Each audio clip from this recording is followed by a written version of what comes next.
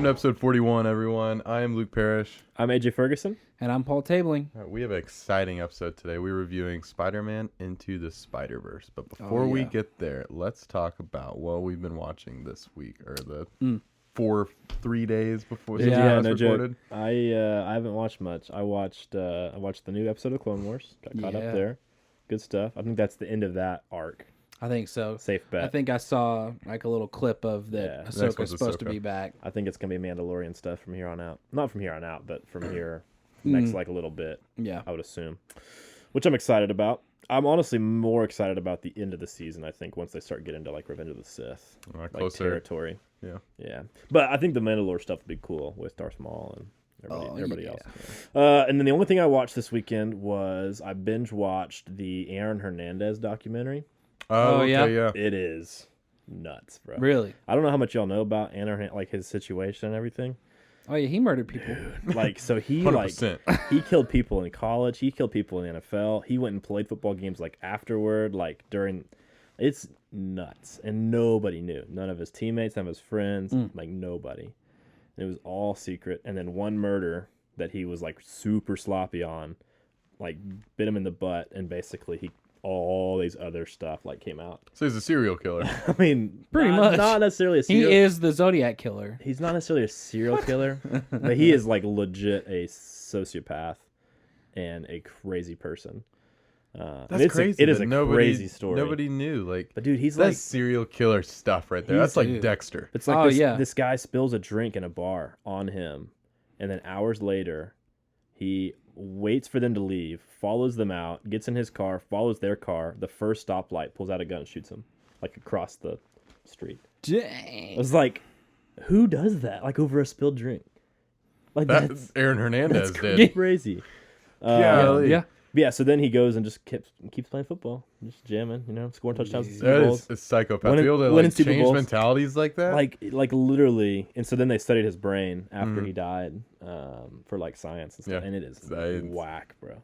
So I watched that. It's like 3 episodes, an hour long each. It's worth your time if you're into like real life crime or just like a crazy story. Like I watched the People versus O.J. Simpson stuff. Oh yeah. And I'm into that sort of stuff. Like it's a lot of fun. Like real life, like this actually happened. And then they kind of dramatize it a little bit. Like I'm into that. I like that a lot. And so this felt like that a lot. Like it was really similar to OJ. Big time celebrity, especially in Boston. He's a huge celebrity because he scores touchdowns in Super Bowls that make sure the Patriots win. So he's a huge, huge superstar. And dude, but it wasn't like it because OJ was retired for 15 or 20 years in the 90s at that point. This is like in his prime, just signed a contract, 24 years old, whatever. It's crazy. Oh my gosh. Good stuff. That young. Oh, dude, like literally he was like 20. I think he was 20 when he killed the first couple of people. I remember when he got huge. Like he was like breakout star and everything. Crazy. I know you're a Patriots fan. So. Oh yeah, he's great. I mean, him and Gronk together were so good. Yeah. That offense was so good the couple of years they had it together. But yeah. So if you're interested in that storyline, it's on Netflix. 3 episodes. I watched it all in one night, bro. I was like, I'm gonna go to bed, and I was like, nah, let's just keep watching. This is so good. I watched. I finished Rebels, Star Wars Rebels. Oh, nice. Yeah. We sure need to do an episode. Oh, we will. So I'm not going to indulge too much on that because I think we'll definitely do an episode. Yeah. But man, I'm just going to say I feel more attached to these characters than I do anybody in the sequels. Dude. Really? Wow. Yep. Interesting. I'm going to say it. More than Rey or Finn?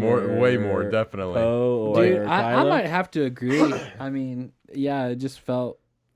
The moments in this, especially season 4, like the very intense, serious moments, like I felt more inside myself. Season 4 is good. Than anything that happened in Rise of Skywalker. Whenever Kylo died, I barely felt anything. I was like, man, that's kind of weird. See, for me personally, I would agree with you for every character other than Rey. Maybe I didn't feel much. I don't know. I just didn't build much attachment. I feel what you're saying, dude. Like those characters are great. Because I think the prequels are so dang topsy-turvy that it was hard for me to really grow an attachment with them. Yeah. Right. Like, sure, this is a TV show. You spend more time with characters in a TV show, but for still, sure.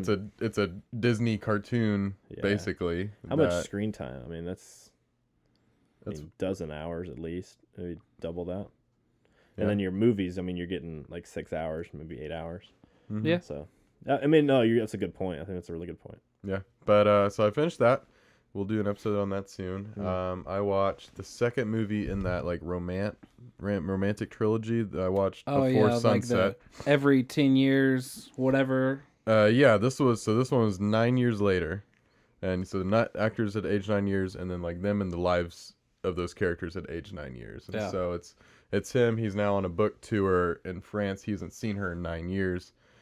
He by chance runs into her, and the whole movie is literally it's about from that point that they meet until he leaves.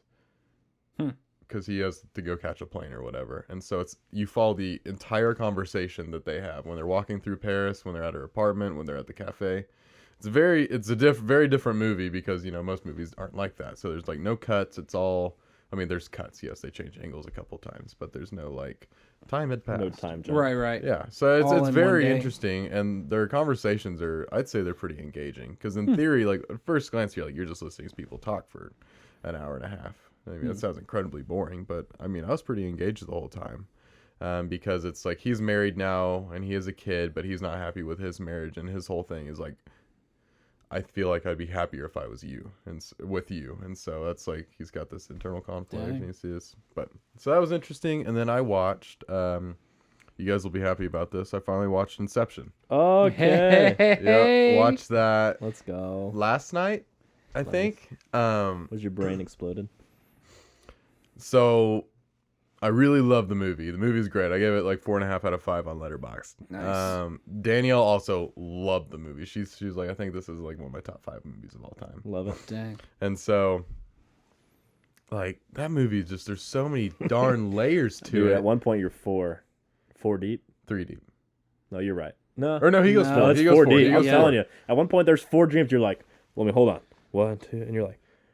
What? And it keeps all going back to the van, almost falling into the water. You're like, oh, dude, it's crazy. And you're like, oh wait, but they get more time as they keep going down, and like time expands, and then their days, hours, and then there's the whole thing. Like, is the beginning of the movie the very first scene? Is that reality, and the rest of the movie not reality? Is the rest just a like dream? And then there's the top at the end. You could think. He's still in the dream, or it's reality. I literally could talk about this for the rest of the night and not even care. Well, that's like scrap the episode. Let's talk about this right now. That's what happened at work today. I mentioned to one of my coworkers, and I was like, "So real quick. Okay, was the top spinning continually, meaning he was in a dream, or does it shake just a little bit?" Okay, so I saw this 2 ways. There's the very literal tense. The top was spinning, and it did start. When it started to shake, it looked like it was gonna fall. So that just by watching it, I thought, yes, he is in reality. Okay. But then you could think but you never see the top actually fall, so he could not be in reality because they never show you because they show him in the 4th layer, and then he just kind of wakes up. So good on the plane, so that could it's so insane. Okay. So last week we did top 5 endings. Yeah. Would that one, like now having watched that, would that sneak in there? Probably not. It'd probably be an honorable mention. Interesting. Dude, I've argued with people for literally hours on whether the top like spins or not, because people wholeheartedly believe it doesn't move. I'm like, watch the video, like it clearly. Oh, it very clearly moves. Wobbles. However, like your interpretation of the wobble obviously like depends. Yeah. But like you can't tell me it doesn't move. Like it moves. It moves 100%. But dude, that is such a great shot where he's walking down the hallway. And then it just kind of it stops following him and it goes to the top. And it just zooms in and it shakes and it goes to black. You're like, what? Yeah. Like literally when it ended the first time I watched it, I was like, what? Like, is this really over? Yeah. And then like his name pops up like directed by or whatever. And I was like, no way. Like this is actually the end of the movie. Yeah. I was so mad. No, it was great. Absolutely. Good. Good. I'm glad you liked it. That's a good movie.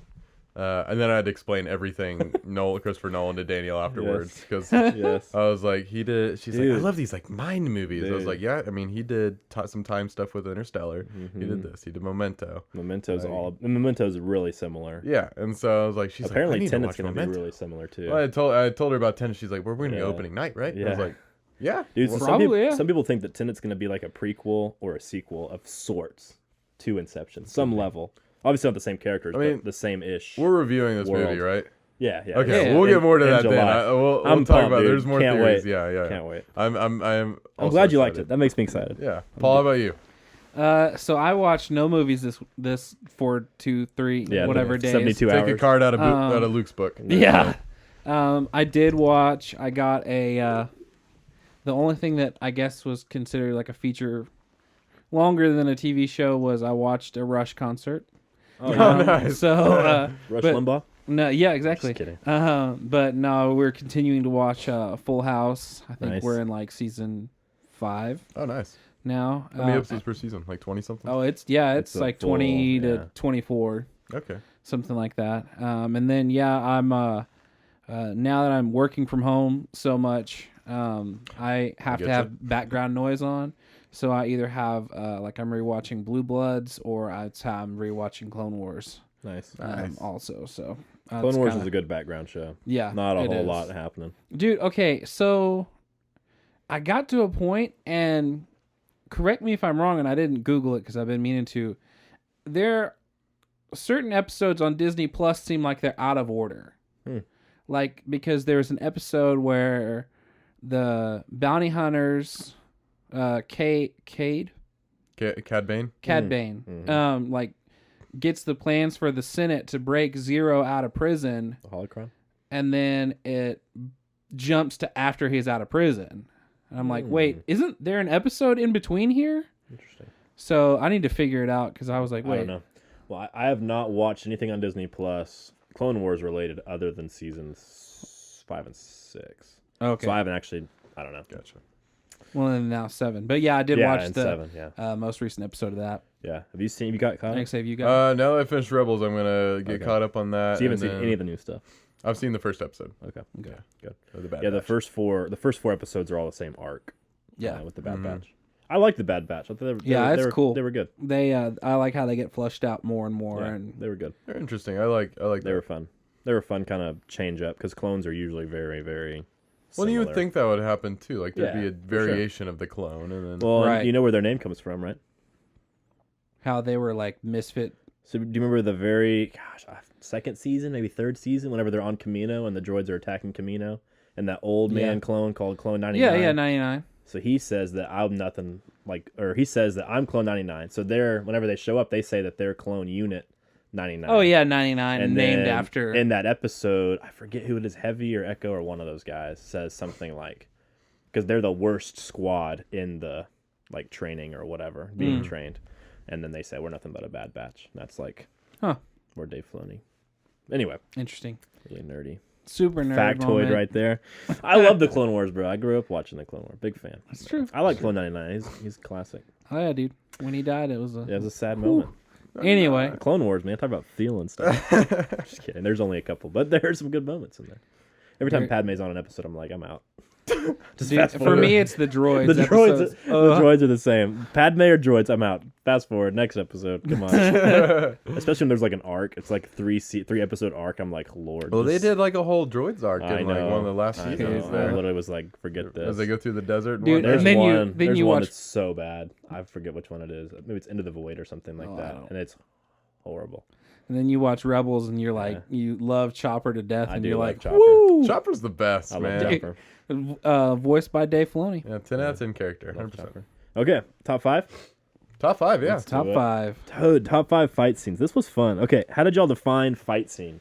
I kind of defined it as like a hand-to-hand thing. It wasn't So- like you could say like blowing up the Death Star is like a cool fight scene. That's not a fight to me, at least. I didn't define. I it that way. kind of classified it as fight, like you said, / battle. Some kind of hand-to-hand. So, Yeah. no, well, I mean, I have some that's like, for me, I prefer, and I do have a few that I just had to throw in there, mostly as honorable mentions, but like, I prefer like a 1-on-1 or one Yeah. on like 3 and 4 Yeah, or something. for sure. Not like, I mean, I'll just start it with one of my honorable mentions is Endgame, the Yeah. final battle of No Endgame. joke, Okay. But I mean, like, so I classify that, but it's only an honorable mention. Gotcha. So, See, that's for me. Like all of mine, I tried to do like one-on-one, hand-to-hand. So like guns are kind of at a minimum for me personally.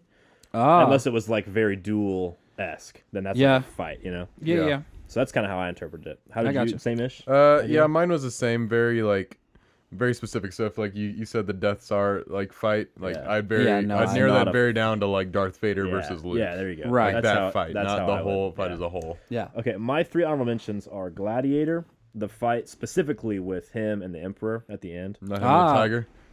Yeah. Tigress? Ti- Or are you Tigress? talking No, about I'm talking Joaquin about the one, Phoenix's I'm character? talking about the Joaquin Where, Phoenix. Okay, the very end, fights yeah. Caesar. That's my favorite because he's injured during that fight. Yeah. If you remember, he stabs him before.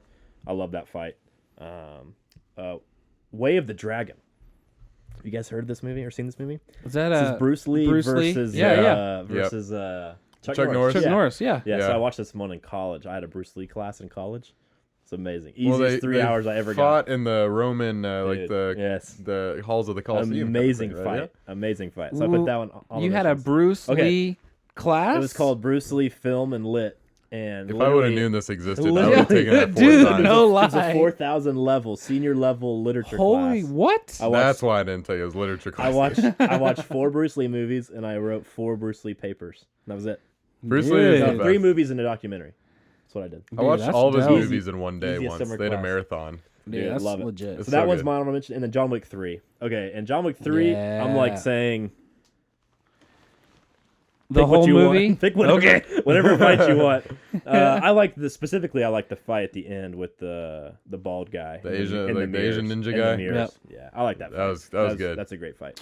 Yep. So those are my 3 honorable mentions. Yeah, because he does it. He'll like disappear, and then John Wick did it back, and you're just like, Yeah. oh. Dude, Yeah. well, and they smashed like 75 mirrors. in Yes, that yes, scene. yes, yes. It's like literally, let's see how much glass we can break because it looked cool. No, that was But, that was yeah, some good it's stuff. good.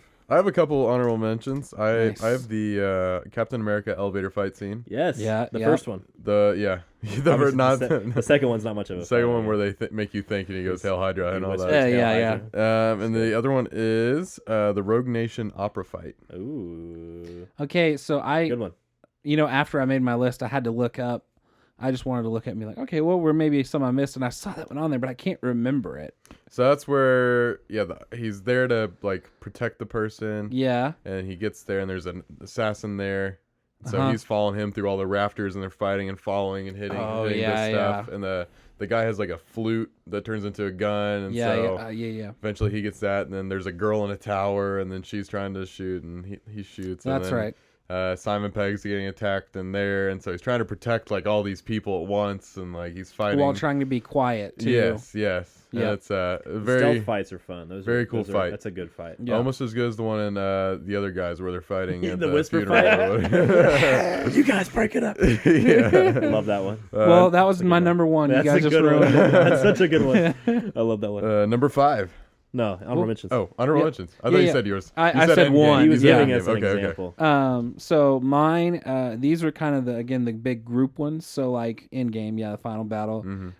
Kill Bill 1, Yeah. where the bride fights the crazy 88s, even though that's really kind of weird looking with like the soda can blood and things like that. It's still a good fight. And then Return of the King, Fields of Yes. Pelennor. Dude, I almost included that, and I was like, I can't include. That's not a fight scene, but I Dude, that's major respect. an honorable mention. Major It's a respect. battle. And then- Dude, that is such an epic scene. My last one is also a gladiator one where it's him Tigress. versus Tigress. That's a good one. I love 'cause that one. I actually, after I made this, I was like, you know what? I was working and I have the dual monitors and everything. I was like, I'm gonna pull up on like one of the, and I watched all of these. Well, not the end game or Return of the King. It's like but 40 minutes. 75 I hours. I watched all of these fight scenes Yeah, and I was see, like, yeah, If a fight lasts longer than 10 minutes, it doesn't count as a fight. that's fair. But that's dude, fair. Pelennor Fields is amazing. But we no, should definitely. the That's good. the Good Maximus one, where he's fighting. I love that one. Yeah, and he stuff. That's with the tigers all the around tigers him. jump on him Yeah, and that's a good one. everything, and then he like gets that dude in the foot with the axe. Yes. And like Yes. there are 2 or 3 of these where I'm like, a certain moment always makes me go, oh, Yeah. like I'm like, oof. I just thought of this. We should totally do top 5 speeches at some point. Okay, Like his like I'm Maximus, whatever. Yeah, we should yeah. totally do something Okay, like that. I'll make a note. Yeah. Number 5. number 5. Mine is Sherlock Holmes' Game of Shadows. The fight at the end, whenever they're Oh. playing chess Yeah. in their Okay. mind, and they're talking back and forth, and then they start fist fighting, and it's Sherlock, and he does his like mental, fight that he's been doing for the last whole movie, Moriarty and then does it Moriarty, back. like all of a sudden, you can hear this other voice. You're like, whoa. and then he does the same thing. Yeah. That is such a cool fight. I love, and then towards about halfway through the fight, they both start talking, alternating over and over and over. It's so good. And then he jumps off the ledge, which is amazing. But I love that fight. It's less of a fight and more intellectual, I guess. But Yeah. That's still a battle of the minds. Yeah, and I like to include it just because it's different than the other 4 that I have on here. That's a good pull. The other 4 I have are all pretty similar. So this one's my favorite that I'm like, it's kind of out there a little bit. But I like that one a lot. Hey, there you go. My number 5 is no surprise, but Obi-Wan versus Anakin. Yes. Dude, that's my number 5. Oh, nice. Whoa. Okay. That is That's the my number. emotional Respect. peak of Star Wars Respect. Episode 3. It's the emotional Dude. peak of the whole franchise. I Everything mean, let's be real. builds up. This is Anakin's turn. Obi-Wan's trying to save him, and Padme. Yes. But like that's like the best all-out lightsaber Yes. fight. Oh. Like just the not even choreography's close. great. Yeah. And then the end, you feel the emotional stress of Anakin's like, I hate you, and Yes. Obi-Wan like feels you feel compassion for Obi-Wan Yes. because he's everything in his life has like been taken away from him. Mm. It feels like his the woman he loved, his best friend Yeah, / yeah. Padawan. Love it. So just I don't know. That's it's the emotional I think weight of that fight is So what you good. feel. Because think about it, if Obi-Wan dies in that fight, Luke is never really. I don't think Luke fully Well, never has a chance. comes to fruition. Do you Like think sure, Yoda- he's Luke might not have even lived. Do you Yeah. think you think Yoda gets off of Dagobah and comes and finds Luke if Obi-Wan's not there? right. I mean, See, he has like, to, right? He's the only one Yeah. who can train him. There's so much on the shoulders. No, like you're right. Seeing what I'm came just- after, what No, was on the 100%. shoulders of Obi-Wan Kenobi is like Just chop his daunting. head off right there and it's over. Ugh, But you gosh. can't because he's the chosen one and he throws the Emperor in the. Oh wait, the Emperor comes back. It was fate. It Oh, was wait. fate. Oh, He was dude. a clone. Everybody know. chill. He's still the chosen one in my heart, Mm-hmm. Anakin. I still don't like him, but he's still the chosen one. Respect. Okay, Paul, why do you think it's number 5? You just what he says. I mean, very similar. I mean, dope. it's just cool. Dude, Yeah, like Mustafar makes it like. Oh that much yeah, cooler. for me, like a lot of these, like I don't really get into the hidden meaning behind the fights and everything. Even though it's a looks good cool. point to the movie, it's just a cool fight scene to Yes, me. very cool. I mean, Very it's flashy. the best lightsaber No battle of the entire franchise, in No my doubt. opinion. No doubt. So that's why it's up there. Interesting fact that thing that I just thought of as you were talking, Luke. In the Darth Vader comic books, like there's one of them that like actually starts of like Anakin like dreaming about it, and where he's actually Darth Vader, and it's Obi-Wan says like the same kind of things, and rather than like jumping over him, he like force chokes him and throws him into the lava, and I was like, oh god. Dude, what does Darth Vader dream about? Deep question. Read the comics and find out. Yeah, no joke. Yeah. My number 4 is Obi-Wan versus General Grievous. I'm just kidding. It's not I was actually gonna it. say how many of these are Obi-Wan fights? Number 3 is Obi-Wan versus Darth Maul. Darth Maul. Number 2 is Darth Sidious versus Yoda. I'm just kidding. I was like, No, I thought about including a bunch of Star Wars fights. I ended up just choosing the one that you guys said, but I'll get there later. Number 4 for me is Dark Knight Rises with Bane versus Batman. and The the first one, sewers. the first one, in the sewers. And he turns the lights off, and he starts talking about the darkness and the I own the dark, and he starts whatever, and he beats the I crap was out of. born and molded. He by beat it. Batman like in a fight. Batman's Broke his never back. lost a fight before. That's true, but that was like a Such a- one hitter quitter, and that was it, man. So good. It was such Yeah. such a great scene. Love that movie. I love that movie, so I just had to include something. I do But I do like love Bane's lines in that Dude, part. I just I mean, yeah, he's but he's it's fact that intimidating. Bane can beat like actually beat him up and like almost kill. He could have killed him. He's if he incredibly wanted, strong. If he wanted to. Very much so. Yep. If And this he's not was- even as big as he is in the I comics. was about to say if this was the real Bane, he would have been. No joke. My number 4 is. Hold on. Apollo Creed and Rocky. Nice. Which First one? The first movie. one? Like First yeah, movie. where you got the very overconfident Apollo Creed Yeah. and the up and coming Rocky who's been, training his butt off to get to this point, and they get there and he goes toe to toe with Apollo. Everyone he eventually loses the fight, yes, but then Right. it proves a point. And it knocks Apollo down a notch to where in Yeah. future movies they're friends and stuff, and so it's an underdog fight. I mean, honestly, like the first time seeing that movie, you're like, okay, Rocky's gonna win. Right. The underdog's gonna come here and win, but then they flip it on you. Feels like a win. the better fighter in that moment actually still won. Right. Just because this guy's up and coming and stuff doesn't mean he has to win. It's true. And so I think the way they told that fight, and the way, and all the Rocky movies as well, even Creed, like the fights, the way they tell the stories of the fight is very well done. Mm-hmm. Yeah. So yeah, number 4. Nice. Good stuff. My number 4 is John Wick 3. Ooh, the movie as a whole. The movie as a whole. An hour and a half fight called John Wick 3. Yeah. But very similar to yours, but just a little expanded. I actually like the part where it's not just him versus I had to look the guy's name up, was Zero. But That's where he right. fights 4 of his henchmen right before fighting him. And then he falls in there. And then he jumps in there. Yeah, and so it's just like that whole. Yeah. And then I really like because he 2 guys downstairs and Like the twins or whatever. Uh-huh. and then then he goes upstairs and there are those 2 other guys, but they're actually, I really like the respective fighting you get. Yeah. Like, we know you're good, we're good. We're not gonna just like beat you up to beat you up. We want to beat your skill. Yeah. Like, I like those kinds of like I like karate movies. I like samurai stuff, and so like I really like that part. And then him fighting Zero was just really cool. I really as like well. the fight towards the beginning of the movie whenever he's in like that old school like gun and like weapon like place upstairs. Yeah, and they're just throwing knives and yeah, stuff. and they're like breaking into there, grabbing like a weapon and like hitting each other with Yeah. it, and he's trying to put the bullet in that gun, and then he like rebuilds a whole gun and shoots Yeah. one bullet, and you're like, wait, what? You're right. That was I like that fight scene a lot. That was good very interesting. That's a good one. It was very good. So that was Number 4. 3 for me is Endgame. Specifically, the fight Thanos versus Cap versus Iron Man versus Thor. Whenever the 3 of them walk down Versus there, Captain Marvel. dude. No, before anybody else gets there, it's just okay. the 3 of The them. one that okay, Thanos yeah, technically yeah. wins. The one that Where- Thanos destroys all Where 3 of Captain them. America gets Mjolnir and I Yes. shed a tear, Yes. and then like Yeah. That fight, whenever he's about to kill Thor, and then the hammer starts to move, and Thor's face is like, ah. that was very good. Yeah, that's one of my favorite fight scenes. Obviously, like from that point on, Oh, it's yeah, a it's fight scene, but like that specific Pandemonium. fight is really really cool because Captain America gets his butt kicked, Iron Man gets his butt kicked, and Thor gets his butt kicked in that fight. Thanos wins. So that was good. I really like that fight a lot, and obviously like the fan, golly, the fan service with the so good. Yes, please. Yes, 100%. Good stuff.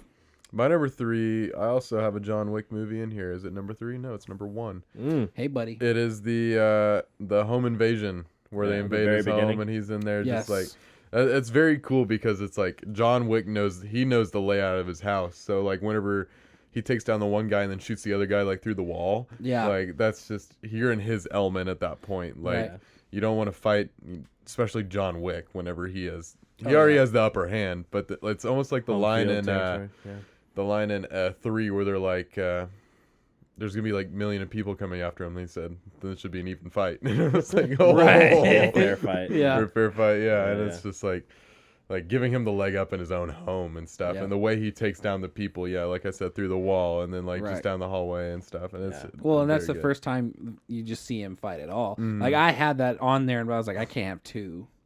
right. was Then like, you John Wick. Right, yeah. Good stuff. But props to the fight coordinator and stuff. Yeah, It's no, really the fun. stunt guys For real. on John Wick are crazy. And I mean, Keanu Reeves is great. I mean, doing all his own stunts.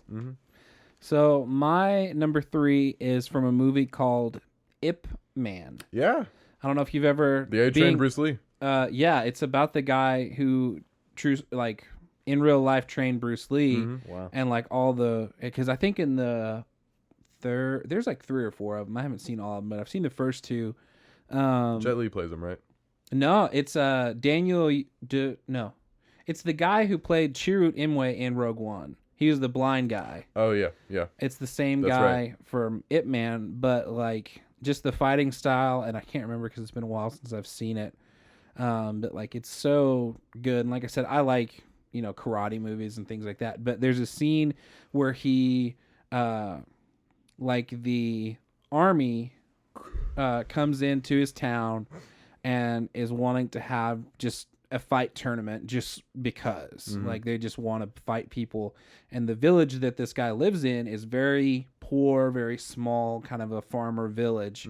And I can't remember exactly because it's been a long time since I've seen this movie. I did watch the fight scene because it is intense, and I recommend you watching just this part today. But I think so. It's like somebody in his family either gets, because he doesn't want to fight. He's been this amazing like karate trainer, but at this point he's like done training. He doesn't want to fight anymore. But the army comes in and either like takes part of his. Either kills one of his family members or like takes part of his farm. I can't remember. But he is like utterly pissed off. And there's like, to get into the fight tournament, you have to essentially try out and defeat a black belt. And he comes in, like I said, pissed off, and he says, I want to fight 10 black belts. And he just wrecks them. I mean, there's like the first, like he's breaking people's legs, arms. I mean, you've seen how Bruce Lee fights. He punches, and it's like you can't see his arms move as how fast he punched. Yeah, and I mean, crazy. That's how this guy fought too. And so I mean, he's like, he hits one dude like probably 20 or 30 times, and you don't even know. It's nuts. I've been very interested to watch those movies because I recently became like, I've always been a Bruce Lee fan, but then recently I've been starting to read a lot about Ip Man and like the guy himself, so it's like these movies are obviously about him, so it's. The first two are really good. I haven't seen the third one, and it seems like, because the third one was a different actor, because it was when he was supposed to be older, and it actually was supposed to have Bruce Lee in it. Yeah. Or a guy playing Bruce Lee. But then there's another one. But yeah, there's like 3 or 4. 1 and 2 are very good. I recommend them. It's all dubbed, so you do have to get used to that. But it's very good movies. Cool. Number 2? Yep, number 2. My number 2 is The Bourne Ultimatum.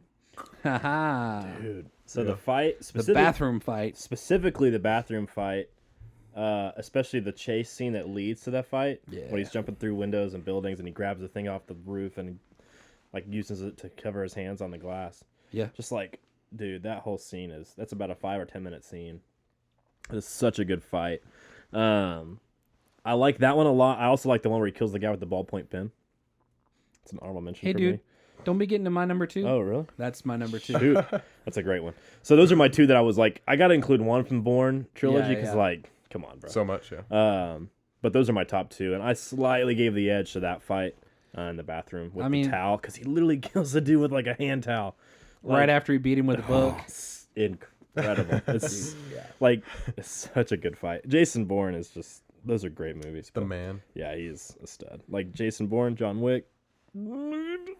Yeah. I don't know. Very similar. I don't know, bro. I mean, if Jason John Bourne, Wick didn't have guns. yeah, no joke. Anyway, that's my number 2. Great fight. Love that movie. I love that whole movie. That movie's so good. Yeah. My number 2 is the last fight in the movie Warrior. Dude. Oh, yeah. So Tom Hardy versus Uncle Owen. Yeah. Uncle Owen. Yeah. I don't know what you're talking about. Gosh, I don't know the dude's name. Yeah. But that scene, so they spend the whole entire movie like building up these, making you care for each one of them in like different ways, and so to pit them against each other, and you're like, man, you didn't know who to root for. I don't know who to root for in the moment, and like. Tom Hardy character is really going up, like fighting his brother and stuff, and he won't give up. And his brother needs the money, or else like his house is gonna get foreclosed, I think, something like that. But they need the money because he's like a school teacher and all that, and they're just not doing very well. But his brother's just kind of out to prove a point and stuff like that. But then he has him there in like like arm lock or something. And he's like he's like tap, and then he like dislocates his arm and because he won't because Tom Hardy won't give up. Yeah, but that fight is so emotional. Dude. Just like, they're both there for, their own reasons, and you care for both of them. And you see, I think both of them, the chemistry between the two actors and, that moment is pretty great. And, it's an it's a really MMA fight. So really underrated movie. Yeah. Yeah. My number 2, like I said, AJ got a little ahead of me. Which movie is that from? I forgot. It's the first one. The first one. It's actually the first first fight he actually. It's in the apartment. Yeah. And it's the first time you really see him fight. But he's in the girl's apartment.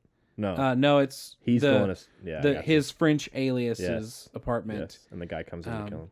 But yeah, I mean, like, dude, just the fact of Jason Bourne being able to grab whatever. Like in the second one, he fights some dude with a magazine. Like he rolls it up and and just like works the guy. But to have a guy coming at you with a knife in his hand, where he he tries to like hit it out of his hand and everything and nothing, and so he grabs a pin and dude, it's crazy.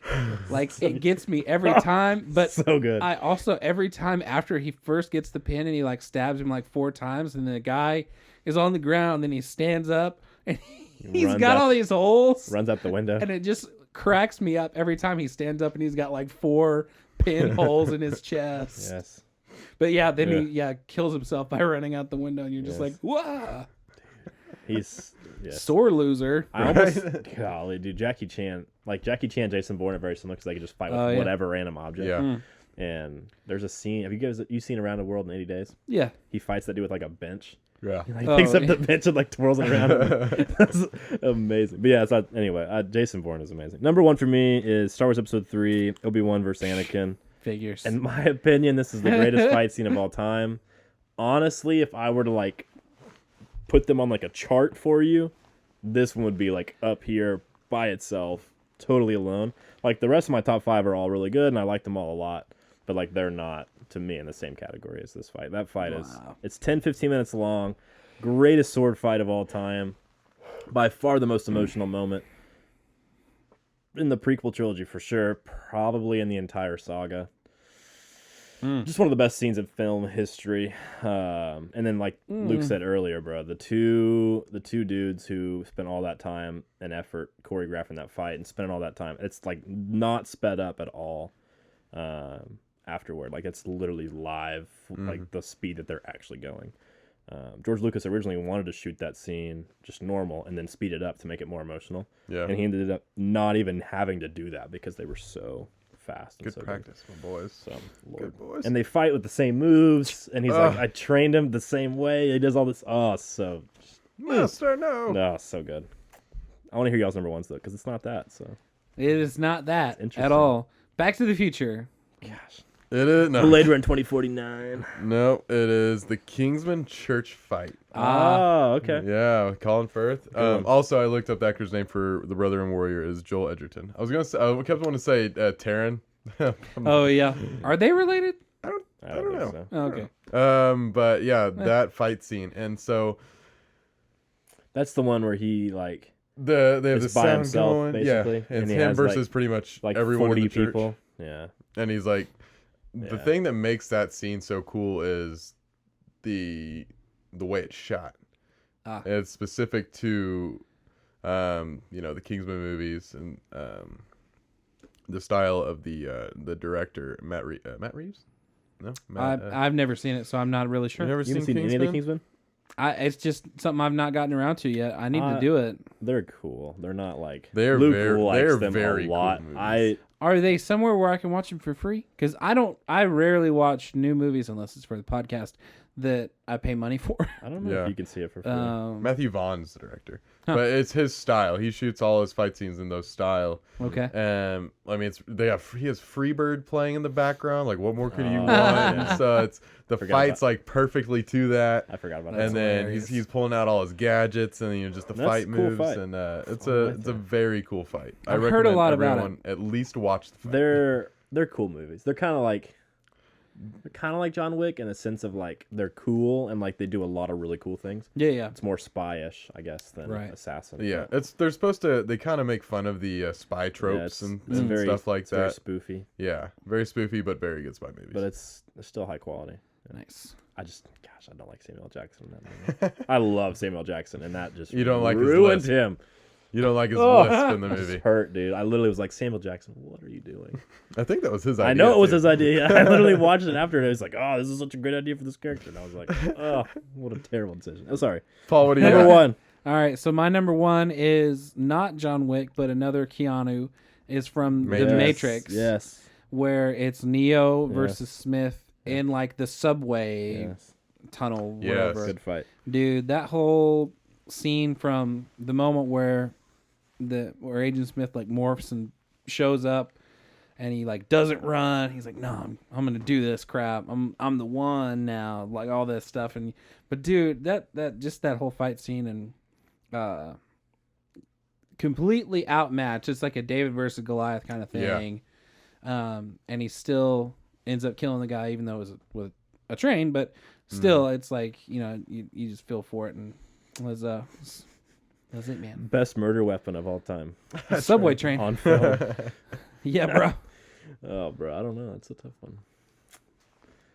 There was dude, The Walking Dead. They killed a zombie one time with like a well. With the pencil What? in the Dark Knight. Or the pencil in John Wick. Dude, the pencil. Yeah. Dude, I saw a meme the other day that was So good. you know, it was like a cartoon, but it was the, you know, Iron Man, Cap, and Thor walking up to Thanos, and out of nowhere it's like a little cartoon, and you just see Thanos fall, and there's a little pencil sticking out of his eye, and John Wick's like, "What's up, guys?" That's funny. Dude, yeah, the Joker killing the guy on screen with a pencil is insane. Mortifying. And then he goes, oh, You're disgusting. Well, we ready to hop into this review? yes, let's do it. Yes. All right. So, like I said at the beginning of the episode, we reviewed Spider-Man Into the Spider-Verse. Came out in 2018, Yep, correct? Paul, hit us with those deets. Yeah, all right. So, teen Miles Morales becomes Spider-Man of his reality, crossing paths with 5 counterparts from other dimensions to stop a threat from all realities, or for all realities. 2018, directed by Peter Ramsey. Budget of $90 million, same as Departed from last week. I thought that was funny. Yeah. It's crazy. It actually earned $375 million. Wow. So, interestingly low for a 2018 Marvel movie, even though, you know, not really Marvel. Made by Sony, yeah. Ratings, IMDb 8.4, Rotten Tomatoes 97, Wow. Metacritic, yeah, for sure. Wow. Meta 87. Wow. So It's one of the higher Metacritic scores we've seen. yeah, I think 97 is crazy. 97 Rotten, yeah. Wow. There's a sequel coming out There is next a sequel. So I haven't heard a date, but yeah, I've heard that they're. year. Yeah. I'm more interested in the Venom sequel. I mean, come on, guys. I love Woody Did you ever Harrelson's see Venom? Carnage. I haven't seen it. I never saw Venom. Dude, I've seen a lot of I need to see it. the set photos, and Woody Harrelson looks really weird. So it'll be I bet. Hard to take interesting. him serious sometimes. But yeah, Into the Spider-Verse. Into the Spider-Verse. Okay. Idea slash premise. This was your first time seeing it. Yeah, first time. Yeah. First Oh, time. this was a Luke pick. Also, Yeah, I This picked the your movie. first time? no. I've seen it before, That's my but first time. it was a Luke I've pick. seen this movie It's been about on my 100 times. It's been on my list for a year and a half. I mean, literally since the podcast started, it's Mm-hmm. been on my list. Dang. I just pushed it off watching it because I didn't really want to watch it. But and Wow. then I knew that this was scheduled on the schedule for however long 2 or 3 months we've known it's gonna be on the schedule. Yeah. So I was gonna watch it around Christmas break, but then we scheduled it, and I was like, I'll just wait. So I got to watch it for the first time. I enjoyed it, not as much as you did, I don't think, but it's good. Idea slash premise. Yep. I said it was a cool idea with the multiple Spider-Man, with different realities, different versions, with the multiverse. So that's kind of a cool idea. We've seen the multiverse obviously in Marvel before and other places before. So I knocked it a couple of points for that. But I think they took it a different route, having the same character being present across dimensions in the one dimension. Yeah. That was kind of an interesting take on the multiverse. Even though the multiverse isn't necessarily an original idea. So I gave it an 8 out of 10. I think it's a fair score for me personally. It's actually a reasonably high score. I thought it was very creative with the comic book stuff. Like, that is part of the idea slash premise. Yeah. Yeah. That's very creative. You'd never Wait, really you mean like how it looked like a comic, or Yeah, how they had both. Both. There's a CG mixed with Yeah. the hand-drawn Yeah, comic both. panels. I think Yeah. both of those things were really clever. And so I kind of, for the points I knocked it, for the multiverse stuff and the whatever else, I kind of replaced those, I guess, with that gotcha. side of things. Which that'll kind of be a common theme, I guess, for me throughout. Because I liked that stuff at moments and I didn't at other moments. It just kind of went back and forth for me. But I gave it an 8. I feel like that's a pretty good score for me. Okay. Well, maybe you like it more than I did. I give it a 6. Oh, wow. Wow. Okay. Interesting. And I have a feeling I know what he's gonna say. So yeah, let's see. For me, this movie was split. The idea and premise was split in half. So you do have all the cool elements of Yeah. the alternate stuff, but then at its heart, it's like we've seen this story a billion times. It's about Right. this person is put into the situation where they have to become something, and it's about them Yeah. becoming, Yeah. Well, that thing. Yeah. And the backstory being the same. and they kept doing the flashback to the backstory, and it got quicker and quicker every time For each character? for each character. But then at the end, they literally were like all telling their backstory, and it was the exact same. And they were like, "Oh, we know." And I was like, "Yeah, I don't know." It's just like the Spider-Man backstory to me is probably the most well-known backstory. Besides Batman, it's probably 50-50 between those two. They don't really give you they give you the behind the backstory to like the Spider-Man and Miles Morales' universe, but like you're in his origin story, Right? is what you're experiencing. But I think every time they did the origin stories for each character, I thought they were pretty hilarious. Oh yeah. See, Yeah. like that's Especially Peter B. Parker's is awesome. Yeah. Yeah.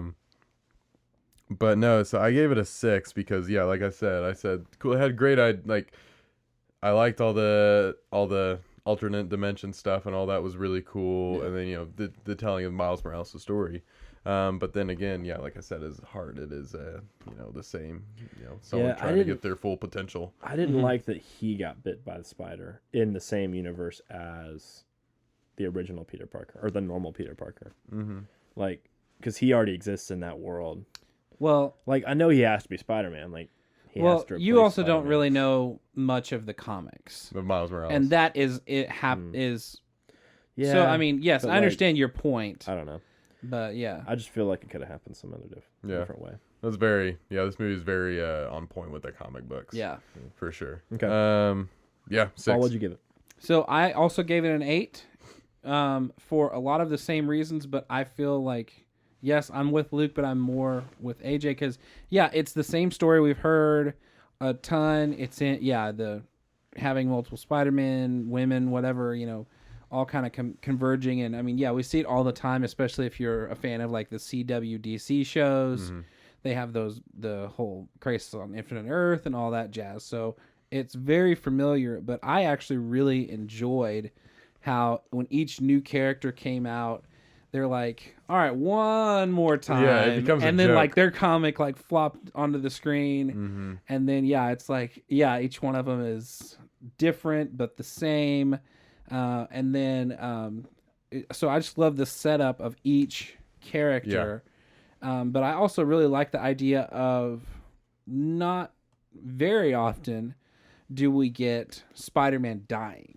Oh my gosh. So for that setup to be a big, even in the main storyline of the Spider-Man comic books and Miles Morales coming on the scene, it really was a lot of Peter training Miles. The same one, same universe, whatever. This is where it gets confusing, but and then it kind of going from there. And I mean, eventually it seems like Peter does die in the comics, but for it to happen, like.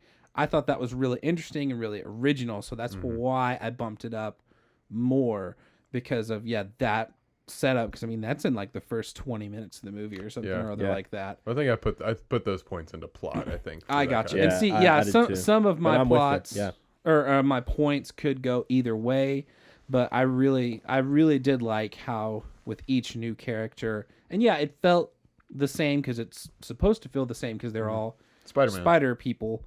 Women, men, whatever, but different in enough ways of like, because I mean, it's like Chris Pine, the first Spider-Man's like, I've been doing this for 10 years. Well, he's the one we know. Right. Peter B. Parker was like, I've been doing this for 14 years. My marriage was wrecked. I got fat now. All this stuff. And very seasoned Spider-Man. And then Gwen Stacy and all that. So that's why I bumped it up, but still knocked it. So. Interesting. Okay, character is our next section. For me, character was the lowest rated section, and I gave it a 6. I loved Miles. I loved Peter B. Parker. Gwen was like, meh. I don't know. She didn't do much for me. She was like kind of a love interest, kind of not. Kind of in plot piece, kind of just there. Just kind of like she felt like she was there to have like a girl Spider-Man. Like that was like her role was like, gotta have a girl Spider-Man, so she just kind of got thrown in there. So for me, she didn't do a whole lot for character. The villain guy was like... the villain guy? Fisk? What's his name? Kingpin? Wilson Fisk? He was like, meh, he didn't do much for me either. He was just like... Okay. I don't know. He wasn't that good of a bad guy. I didn't feel like he was that good of a bad guy. The side character guys were okay. Like, his parents were fun. His uncle was a good-ish character. I kind of saw him being the bad guy coming a little bit. Yeah, they gave that away a little bit. Fairly obvious.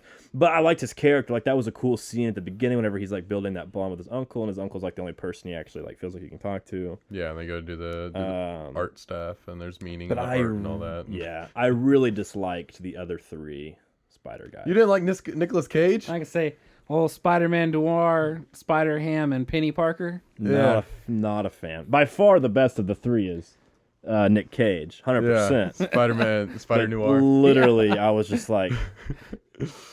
He was hilarious. Like, I gave it a 6. Egg creams beating guys up. I felt like, for me, 6 was generous. I could have... They were so pointless to me. I did not like them at all. I laughed at Nick Cage once or twice. The pig was like, get out of here. Don't need the pig at all. Like, holy cow. What a joke. Like, just pointless. And then the, like, what's her name? I have no idea. Oh, Nikki? No. Penny.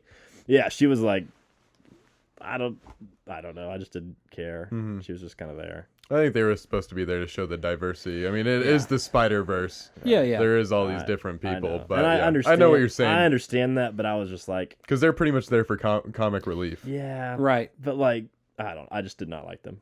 Okay. I like Nicolas Cage. He was funny. He had some funny lines. And it was Nicolas Cage that made it funnier. Mm. Yeah. Because, like, you knew who it was. But What's his line when he first introduced? Like, wherever I go, it rains. Why is there wind? We're in a cave. He's like, wherever I go, the wind follows. The wind follows me. Yeah, that was funny. I'm just like, what? That was funny. Isn't he holding a flower at one point? I don't know. He's doing like a Rubik's Cube. And he's Rubik's Cube. I don't know what this cube does, but... I'm taking this. I will find out. Yeah. Or something like that. Yeah. He even sees like in black and white. He's like, what color is this? Blue? No. Green? No. He was funny. I'll give you that one. The other 2 for me were like, what? But, yeah. There you go. Yeah. I did like Miles a lot. He was a really solid lead. Great hero. Loved the diversity of the storytelling. A little bit different. He kind of has the same Uncle Ben-ish character. A little different. His dad was a cool character, cool influence on his life, but also like Jefferson Davis. Yeah, but giving him like responsibility, making him make hard decisions. Yeah, he did a good job. I liked his character a lot. Okay, this is where I thought the movie shined a lot in the character. So I said Miles is great, and he had good development because he does have a good development. He's very like. He's different because he's not like your typical like go do good Spider-Man. He does things not considered like good by morally, like a lot of graffiti art. And graffiti and tagging things. He's very cowardly at first. Yeah, very cowardly because and he's put in these situations like there's a spot at the beginning where he walks by his old school and everyone's like hey, but then you instantly see him put in this new spot and he's nobody.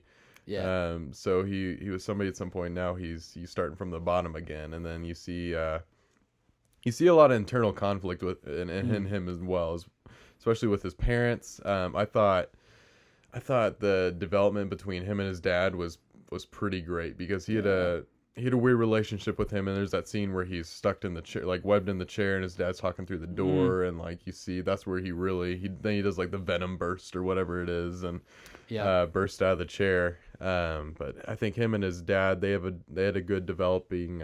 There might be more a little bit of plot, but because his dad was just there for a lot of emotional pieces to the movie, like whenever he finds his dead uncle and.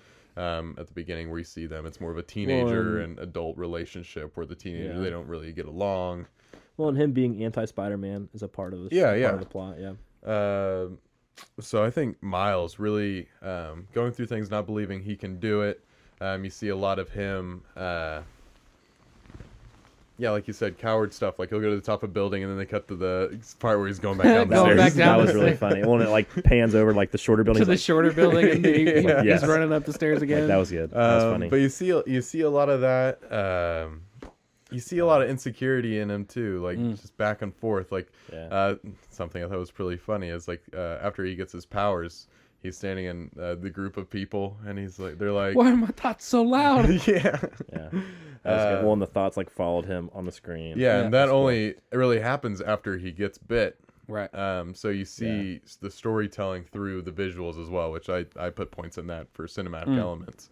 But him good, and then realizing at the end that he still holds on, like the leap of faith, where he jumps off at the end and the glass breaks. Like that shows like he was still holding on a little bit, but then eventually like goes up, and then they turn the camera to make it look like he's rising instead of falling. Like that's him reaching his peak. It's a really cool shot. So I think his development's great, but I also almost like Peter B. Parker's development better. He was my favorite character. I think Miles, like you said, Miles is a great lead, great hero.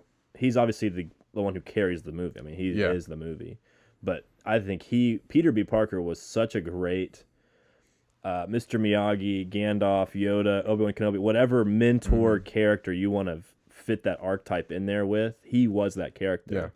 But he was such a different take on like that kind of character, because he was funny and he was rude and he was himself, but he was also like growing while Miles was growing. And developing while Miles is developing. And then obviously he does some really heroic stuff. Yeah, because Miles changed him. Because Peter B. Parker has his own problems. So, he's lazy. He's a slob. He's in a terrible place. He's he's not heroic anymore. Yeah, He doesn't want to train him at the beginning either, and he's very like distant. Like, and he was by far the funniest character. Oh, 100%. I laughed at him probably 5 or 10 times. Wearing the sweatpants and stuff, and then like there's small instances of his laziness. Yes. They're standing on the sidewalk, and he shot the doorbell. Flips the doorbell. That's like I laughed out loud whenever he goes. a testament to his laziness. I was like, oh my gosh, that's so amazing. Like he has such these cool powers, and he uses them to do like lazy, just dumb stuff like that.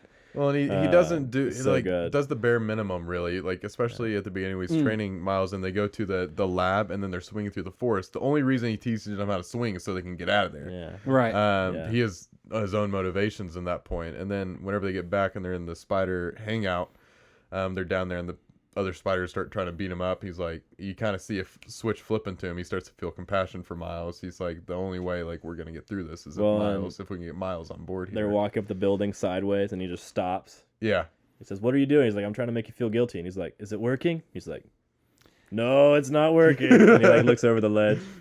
That's great. That's just like good stuff. I mean, those two characters were so good together. Like they were great. Yeah, and to see him really care at the end, and then you see the mentorship, like especially where he kicks the feet out from under for Miles and catches him and says, "Then Venom punch me right now, if you can do it." And then you see these moments between them that become very serious. You see the change in him, you see the change in Miles because of it, and they have great chemistry. It was incredible, and then of course the role switches where Miles sweeps him out. Well, like you said, it comes full circle, and he drops him in, and he says leap of faith, and he's the one who carries the movie from that point. He has to defeat the villain by himself. Yeah, that's a great point. How'd you feel about the girl, specifically the girl and the villain? I want to hear your thoughts on those two. The side characters for me, like, I agree they're there for comic relief, but I want to hear your thoughts on those two characters specifically. The girl and who? The Fisk. villain. Oh, and Fisk. Okay, I'll talk about Fisk first. So I said I thought he was good because to me he just wasn't a villain, just there to punching. He had motivations for what he was doing, is to get his daughter and his wife back. But then at the end you figure out that he was the reason that they were gone. And so it's him not believing that, but the end really just like realizing it, and then you see that development in him. Of course, he's a bad guy; he's just going to do bad things in general. Right. Yeah, but I think he had a little bit more substance than what normal villains have. Yeah, and I hear that. My biggest complaint With him is was the size. No, How weird he looked. that didn't that bothered me at first. And I was like, it's a villain. I don't care. Like massive. when he walked on screen, because Jana saw it for the first time, she's like, "What?" Absolute unit. Well, he's like clicking the pen. I was like, what in the world? No, my biggest complaint with him is he was so passive. Even when he killed Spider-Man at the beginning, he kills Spider-Man, which is a great scene. I did not expect that. We'll talk about that. I didn't him. either. We'll talk about that in plot, I think. Yeah.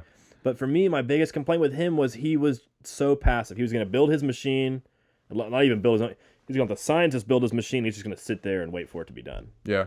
Like, normally villains seek out the hero and try to defeat the hero, or they try to do multiple things along the way to get the hero to come out and fight, or I don't know. He was so passive. That really bothered me. Well, I guess in his mind, he killed Spider-Man, so there was no he was other good. threat. He was good to go. He was good to go. Yeah, that makes sense. I guess because then in the forest, he's like, I just killed Spider-Man. Why are there two more? Yeah, so he didn't know. I see that. I understand what you're saying. I like that he had motive. It wasn't just like a Joker. Like, I'm trying to take over the world. He was a Thanos Spider-Verse. He was the Thanos style like villain with a little bit of backstory, a little bit of human side to him. Yeah. But I don't know. The passiveness really bothered me. I feel like I want my villain to be in your face. Whenever he's on screen, you're like, oh, something's going down. Whenever he was on screen, I just was like, he might punch somebody. He might whatever. Yeah. But like, he didn't have any goals other than. Well, I guess when you were talking about him chasing him, I think that was given to other characters like Doc Ock. Right. Yeah, and because were the ones that chased him. Uncle and Prowler. Prowler. Yeah, you're right for sure. Because he even points and says, "Go kill that guy." Yeah. He had no idea who it was. He's more of like, that's why he's Kingpin, because he has other people to do his bidding. Yeah, I guess I shouldn't look at him that way. That's probably not very fair of me to. Well, I mean, I totally get what you're saying. Yeah. To me, the Kingpin in this movie and the one in Daredevil, the series are very different, because this one, I think he did the same. He hired like Bullseye and stuff like that, but he also got his hands dirty a lot more often than not. He's very Moriarty-esque, pulling the strings from behind the scenes and kind of. I feel that. That's probably my fault being a little bit naive. No, you're good. I know. I see your point. What about Gwen Stacy? Gwen Stacy. So, I think I'm more along the lines of what you said, because she's almost. So, I feel bad saying this, but she's like. Not the least memorable character, but just the one I remember the least about. Well, she's not funny necessarily. I mean, she has some funny like one-liners, I guess. She's not important, really, plot-wise. She's almost like like there's Peter B. Parker in the mentor role, and then it's like her down here. I think there's a kind of like a hierarchy in it a little bit. I think he does things to please her or to impress her. Yeah. Or he does things while he's thinking about her. Mm-hmm. But it's not like for any other reason. Yeah. You know what I mean? Like, he does like cool, heroic things when she's around. Mm-hmm. But other than that, she doesn't really serve a purpose. I think she's there for a lot of emotional things. No, you're totally right. Yeah. You feel her, like, she's the one you feel whenever he's in there and, Peter B. Parker's holding him from the ceiling. He's like, Venom, punch me right now if you can do it. And you see them on the outside, and you look to her face, and you can see her, like, disappointment because she's not wearing a mask, because it looked like they left, but they're sitting out there waiting for him to, like, do this moment so he can come in and like hug him and stuff like that, like he achieved it. So I think she's there because she doesn't wear a mask a lot of the time. It shows the emotion a lot through her, because she's had her development in her own timeline, especially losing her Peter and all that stuff. So a lot of her development, I feel like, has already happened, because she's moved past it at this point, I think. And she's the most human of the group, and the most relatable to him, age-wise, but also, like you said, backstory-wise. Like, they're the most similar. So I feel like she's just there to kind of have that commonality between them. I think what you said is true. She's the most or best comparison to Miles, like of what Miles can become almost. Like they're similar in age, or similar, and like he's the person that he can talk to. Right. Yeah. Real quick on the side characters. So. Noir's the best, right? In your opinion? Absolutely. He's awesome. So they have the only reason they are there is for comedic relief and show the diversity of, like, the expanse of the Spider-Verse and how different all the spider people are from all the different universes. You have the Japanese one, you have the noir one, you have the legit cartoon one. So I mean, they're really there just to show the diversity of the Spider-Verse, because I think they're going to dive more into that in the second one. Interesting. I mean, they added comedic relief for me. I laughed at their lines. But I like Noir. I just could not handle it. The other two. Favorite character? Or sorry, did you give your score? Oh, I gave character a 9. Solid. So you docked it a point for... I just docked it for the side characters. Okay. Yeah, just because, I mean, they were there. I liked their purpose in the movie, but they didn't add much. So favorite character? Peter B. Parker? Oh, my gosh. Yeah, Peter B. Parker. So I'm going to say. Favorite character? Is Miles. Miles. Yeah. He's a great character. What do you got, Paul? So I mean, you guys said it, a lot of it. I don't disagree with any of it. The growth of Miles, especially from being, a kid who doesn't want to change. He doesn't want to go from his normal life, his normal school, going to this new school where he's intentionally trying to flunk out. And even though the teachers are like catching on, like that's one of my favorite parts of the whole movie where the teacher's like, he gets a 0 and he's like, you know what the chances of getting a 0 on a true false is like 50%. She's like, that's right. Yeah. And so she's like, you have to know the right. And I was like, that's such a cool part. But like that, and then he actually, goes and bees with his uncle and hangs out and then gets bit and all this stuff going on like that. And I feel like well, first of all, it's similar to Peter Parker's story, but different enough because not a whole lot of people know Miles' story. And it's, again, this movie is so true to the comic books and everything like that. But just his growth from, like Luke said, of going from that to finally letting go and doing the leap of faith off of the building and things like that after he's got the new suit. That's super literally cool. One of the coolest shots I've seen in a long time. And then you got Peter B, going from crying in his bathtub with pizza sitting on the side to being... I love that when he's sitting in his suit and the shower's hitting him. That was great. And then super great. To getting actually, knocked off his feet and doing, Miles letting him go and things like that. I really do feel like Gwen did develop quite a lot as well of being, she wants to be this loner.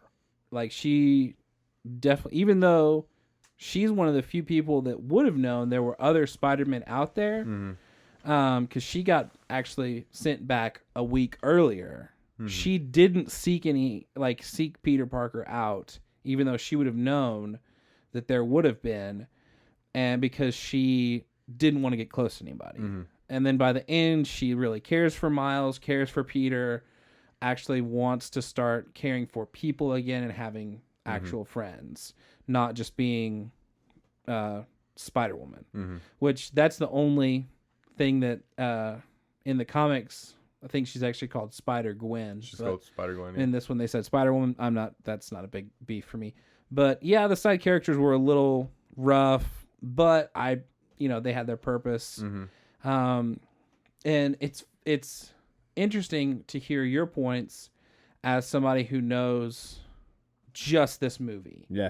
Not really knowing because like you brought up, Daredevil, Wilson Fisk is, other than that horrible Daredevil movie with Ben Affleck in it, and the few interactions I've had with him in the comics, Daredevil, the show, was the first real interaction I've had with him, and it shows where he actually meets his wife, and in the show you feel so for Wilson, and then so the moment I watched this movie for the first time and realized, oh, this is what he's doing, bringing him back. You made it feel more. He's like one of those weird bad guys who he's kind of insane, but he's doing insane things usually for the woman he loves, which it ends up being really crazy and going way out of whack and everything like that. And never I root for him, but it's kind of understandable and things like that. So, but and then I really liked the uncle relationship and things like that. And yes, it was predictable for us, but the reveal was still good. Of Miles being Spider-Man, and even him finding out that his uncle was Prowler, that's just some of the craziest. It was a very intense scene in the apartment, dude. Where he goes invisible within the nick of time and things like that. And they really upped the Prowler horror theme kind of going. You're just like, oh my god, where he there's a little jump scare where he comes around and you're just that was No, I think Prowler was a better villain in my opinion, and I think he's supposed to be. I think he's supposed to be the main villain of the movie. Because he would have been Miles's main villain. But I really because they also did with the Spider-Verse having multiple Spider-Men and women, you have to have multiple bad guys. You've got to have Fisk. You've got to have Doc Ock, which I actually really liked her. She's great because it was a female, and then you had no clue until like you put it together like right with Peter, and he's like, "What's your last name again?" Yeah. And then they hide it at one part where he walks into class and she's on the screen. Yeah. You see Dr. like Olivia, and then he's standing in front of the Octavius part. And I was like, it was so good the way they did that. And then I mean, even like I forget what his like Fisk's little henchman guy, the one that's like all gray faced. I forget his kept name, wanting to say Solomon Grundy, but that's a Batman villain. Well, and then even Scorpion. Is it Tombstone? I heard about Scorpion. Maybe it's Tombstone. Yeah, hold on. But even though Scorpion was a weird addition, he's kind of there. But it was kind of like another. You've got all these spider people. You've got to have all these bad guys. Yeah. Which I appreciated. Again, because I mean, I don't know. I just with Spider-Man, it feels like, was that who it was? Mm-hmm. It feels like there's almost more of that in Spider-Man than almost any other Marvel comic. Yeah. Because there's like all these. There's the Spider-Man versus the Sinister Six and all this other stuff. Mm-hmm. So yeah, you just feel like you have to have all these people. I think Spider-Man might be the coolest, most like explorable Marvel hero. Obviously, like Iron Man and Captain America and the Avengers are so well known at this point, right? Because of the movies. But I think Spider-Man is up there with like those level. I mean, of characters, just because he's so interesting. There's so much you can do there, right? Like you said. Real quick on the side character, other Spider-Man. What do you think? Did you agree with me, or more of Luke, or more of me? I mean, you guys said similar roughly things. The same thing. I mean, I feel like I didn't dislike them as much as you did. Yeah. I liked all three of them equally. I do think Noir was better. Yeah. But, I mean, Spider-Ham literally was only there for comic relief. Mm-hmm. Noir kind of had a purpose of, he's kind of the, because they're all mentors to Miles in some way. Mm-hmm. Noir was kind of like the fighter tough guy. Whereas Penny was kind of, I mean, her really only true purpose or that was used was she helped fix the goober that was broken. Mm-hmm. That was literally, she's like the techie one. Yeah, she's the techie one. And I mean, it was just cool. Like, I mean, the goober. That is funny. Like, dude, I love it. Yeah, he's like, there's always a key or a switch or something, so I just call him a goober. My favorite line that the pig had was, "That's all, folks." And then Miles says, "Can he say that?" Like legally? Yeah. That was great. I mean, yeah, was he really just funny. had some. It was just funny relief things. I mean, because I think really he saved Penny from getting killed by Scorpion at the end by dropping an anvil on his head, and you're just like, wait, what? I mean, he just was there for relief, but I mean, I feel like the other two had a bit more purpose. Mm-hmm. I mean, to show the, like Luke said, wide array, but also to show like there's like a little Spider-Man family. Yeah. Because I mean, they all, until meeting each other, thought they were alone. Mm-hmm. That there was nobody else out there, and now it makes them feel good to have like a little spider family. Yeah. Mm-hmm. So I gave this section a 10 out of 10. Wow.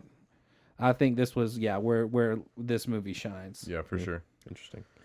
I wish Miles would have talked more trash, Spider-Man style, like during Quippy? I wish I know he's like new to the gig. Because the first one, the Chris Pine Spider-Man, was very quippy. I loved that. And that's one of my favorite things about Spider-Man. Yeah. No other superhero really does that. Iron Man, a little bit. Yeah. But, like, to me, that's why one of my favorite superheroes. He's one of my favorite superheroes is because of that. Like, how's it going? I forgot Green Goblin was. He's just going to chill out. A big Green Goblin. Yeah, no joke. But I love that about Spider-Man. His puns at the I love that about Spider-Man. Well, even in the face of death, whenever the Chris Spider-Man's dying and they take off his mask, he goes, "That's a no-no," or whatever. Yeah, oh, that's a no-no. Yeah. Yeah. No, that's good. I wish Miles would do that. And he might do that in the next movie. But Well, then did you notice that Peter says the same thing? When Peter B says the same thing when Doc Ock takes off his mask. He says, we don't like that, or that's a no-no, or something or other. There's a lot of stuff like that, and then it might be more plot, but I'll talk about next plot. section. So next section is plot. So I said really, really, really, really, really, really surprised that they just annihilated Spider-Man at the very beginning. I was like, wait, what? Well, and they like hit it too. Like he like his body like covered up like the punch. Oh yeah. So I was like, I'm pretty sure he killed him, but like, he was very dead. No, like I was like, I think he killed him, but would they do that? And then I was like, surely they would show us like something. But, Right. So that was really surprising to me. And that was honestly a great way to kick off the plot. Yeah. Well, dang, like, here you go, Miles. Like, figure this junk out, or else, right? So I thought that was a really, really great setup. When you already feel for that Spider-Man too, no because joke. you feel like you know him, because that's the Spider-Man we know. Yeah, that's Right. our Spider-Man. Well, and I love the his backstory is my favorite. Whenever he like does like, I did this. And I did this. He's like, yeah, and I did we this. already And know they were about all, this. And they were all from the Spider-Man movies. They Yeah, were all where's like, And he's dancing like, we down don't the talk street. about we this. don't talk about this one. Yeah, I was like, oh my gosh, that's amazing. Like everybody poops on that scene so much, and then they went out and like literally pooped on the scene in a movie. I thought that was great. Oh, yeah. But I loved how like Mary Jane like looked like Mary Jane. Like they just did little things like that like from the movies, and so I think that was really cool that he was our Spider-Man. And then he dies, and you're like, well, I mean, I guess something else is going to happen. I thought the storyline was really strong early and throughout the middle. For me, like the uncle stuff, the dad stuff, the him growing and maturing stuff, the Peter B. Parker stuff, like all that plot was really, really solid. I never got bored. I never really got, like, didn't care. For me, though, my biggest complaint, I gave the section a 7, and the reason I gave it a 7, I think, is because it was so simple and so predictable. And it's not a bad thing. I think part of that is it's a kid's movie. In quotations, I mean, it is a kid's movie, right? It's PG or whatever. Yeah. But that's not necessarily the reason I didn't like it. I mean, I like kids' movies. I mean, who doesn't like Star Wars is PG, man. I Get mean, off. no, that's what I'm saying. Like, I know. I'm not pooping on it for that reason exclusively. I'm just saying, like, the plot to me, I couldn't give it higher than a 7. And it wasn't because it was bad. Like, I never didn't like it. And I never had a problem with it. It was so simple, so straightforward. Not really any plot twist. I guess you could count the uncle as a plot twist. Kind of. I mean, a little bit. To me, the biggest surprise was them killing Spider-Man early. Yeah. And then it was just predictable. I mean, it's not a bad thing. It's a superhero movie. The gist is generally the same in every superhero movie. So I felt like a 7 was a pretty good score for me. I didn't want to poop on it because it wasn't that bad, and I didn't dislike it, but I didn't feel like I could give it an 8 or 9 or 10 just because, like, it was good, but it wasn't, like, really excellent. You know what I'm saying? Yeah. There were other categories for me that were really, like, shockingly above where I thought it would be. Yeah. And this just wasn't one of them. Yeah. So I gave it a 7. I gave this section an 8. So Juan Moore. For me, something you hit on already is there was never really a dull moment. No, it was solid all the way through. I never got bored. It was late at night. I was watching this, but I was really tired, and I just never Very well paced. never got bored. Yeah, for sure. And the comedy with the plot and the character development, all those things working together, I think. Well, really it felt helped like a carry it. Marvel movie. How Yeah, they for all sure. have that comedy in it, but Yeah. then those moments that hit hard, they really do hit hard, and so I think that's a testament to the storytelling. No doubt. In the movie, but yeah, 8. The humor was extremely strong. Like it was, I don't know where they pull these jokes from. Like the freaking, who thinks of the goober? Yeah. Like, Yeah. come on. Dude. I call it a goober. They have some really. You made a great point. I mean, they have some really good writers on staff wherever they are. I don't know where they are. Sony. I guess it's Sony. I guess it's Marvel. I guess it's kind of everybody. They just hire just really, really talented people to think of outside the box, all this kind of stuff. Well, there's.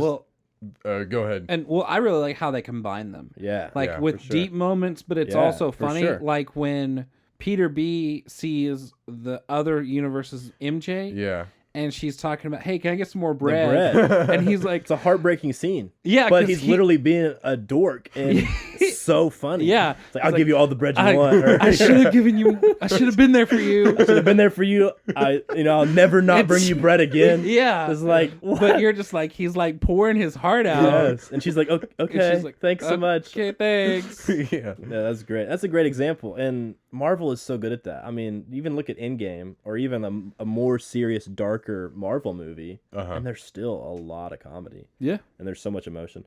They do so much of that back and forth, but it's really, really effective. Somewhere I think where this movie's comedy really shined, there's a lot of very subtle comedy. Yeah. So there's a scene where him and Peter B. Parker are in the diner, and they're eating and stuff. And Peter's like, Yes. it's so good. I don't know Yes. why this place closed. And if you look in the background of the door, There's it a has a C. C rating Yes. at the place. And you're like, Dude. that's why it closed. Yes. My favorite line in the whole movie is in that too. Is when the guy drops off the check and he freezes and he's like, "You have money, right? I'm not very liquid right now."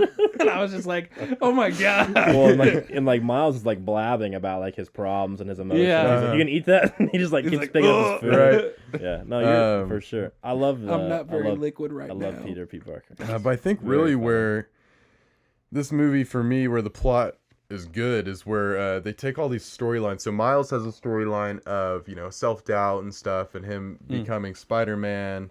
So there's that storyline, and then there's the one with his dad, where him and his dad don't get along, and that we see at the end. Miles hugs him. He's sitting there doing his man voice, and Look forward to working with you. Yeah. That's great. And then you have the storyline with him and his uncle, which is very heartbreaking as well. He's very connected with his uncle, and then at the end he's there when his uncle ultimately he dies, and you see that's his character, but his uncle is working for Fisk and does whatever, but in that moment he can't do what it is to finish the job and kill Miles like on top of the roof, and so that Well, then he feels eventually hurts bad, him. and he tells Miles that he's sorry, and he says, "I let you down," stuff like that. Yeah, no, you're right, 100%. So there's that storyline as well. There's the one with his relationship with him and Peter B. Parker.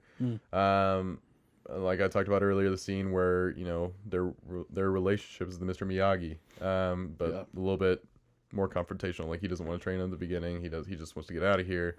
Luke Skywalker in episode 8. Yeah. Yeah, just like that. Just kidding. He eventually grows. They change each Wow. other. Like that. There's that storyline. There's him and Spider-Gwen.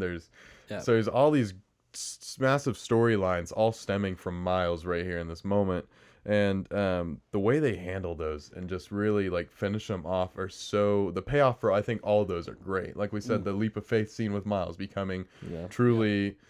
Spider-Man, that was fantastic. The scene with him and Peter B. Parker when he's about to drop him back into the Spider-Verse. Him and Spider-Gwen, their relationship, they have a great relationship. Him and his dad finally getting together. Him and his uncle. His uncle's proud of him for what he's become, what he's about to do, and all that. So I think the way those storylines are handled, I think it was phenomenal. And so I think that was deserving. I think it was deserving of an 8. Yeah.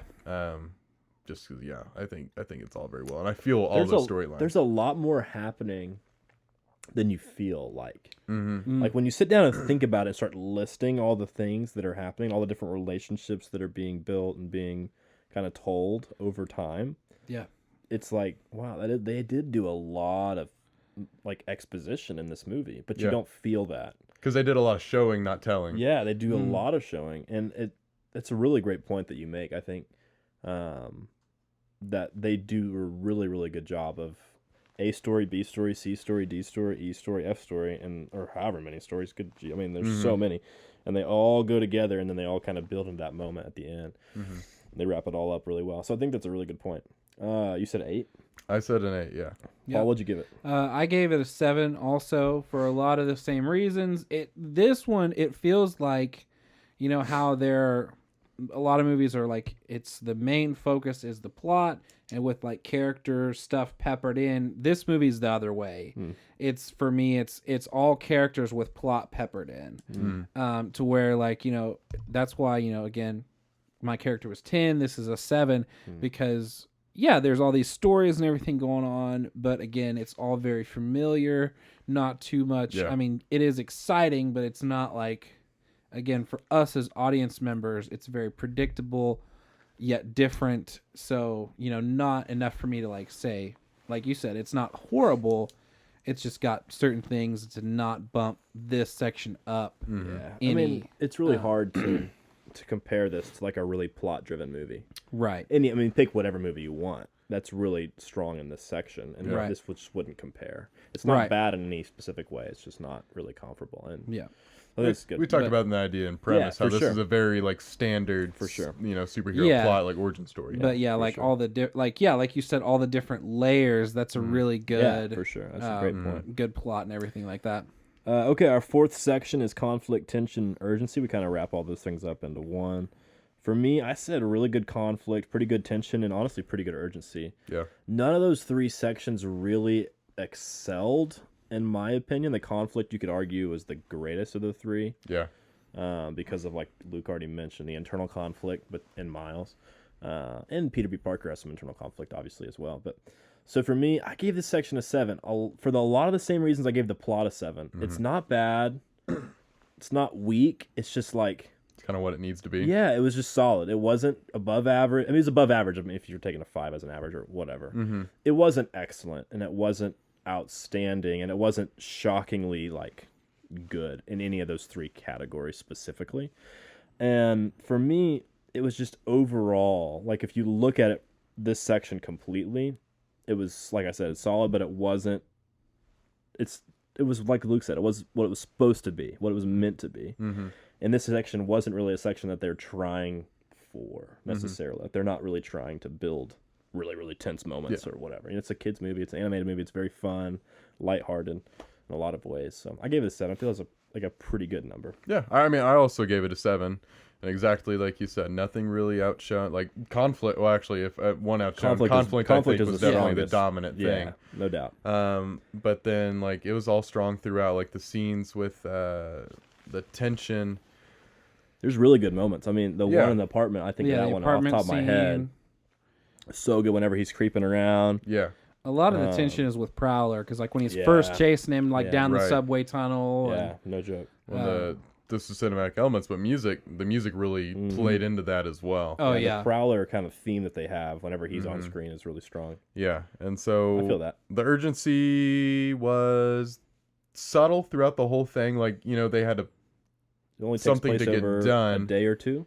Yeah, I think but then probably, the real urgency really came in at the ending where they needed to get all this stuff done while they're fighting, and people needed to get back to their time. He even says 24 hours at one point. He says you have 24 hours to finish this. Yeah, and that's Peter B. Parker says he's gonna say something like he's hours. like yeah, and literally he goes. This is pretty typical Spider-Man stuff. He's gonna say 24 hours.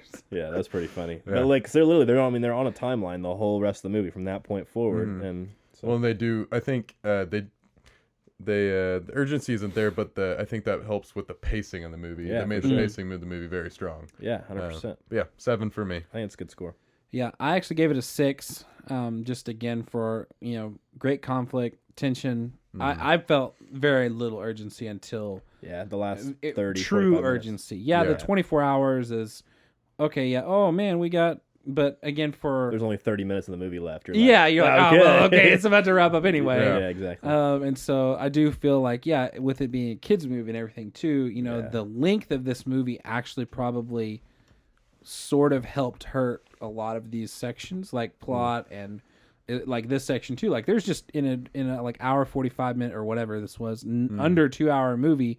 There's not really much room to throw in unless it's your big focus of the movie, a lot of tension or urgency. Yeah, so for sure. Okay, last section for us is cinematic elements. We kind of roll everything into this one. So acting, directing, music, animation, whatever. For this one, it's going to be interesting, I think, to talk about. I gave this section a 10 out of 10. I literally was blown away with everything. The acting, the writing, the music, the score, the comic feel where the animated CGI was really high quality, but it still had that hand-drawn feel to it. Super duper impressive. I loved the comic book stuff they added. It didn't feel overwhelming. Yeah. But it was so subtle. Like whenever they got the Spidey sense, their little waves would go out just for a half second. That was really nice. Yeah. The sound effects whenever they ran into stuff was really funny.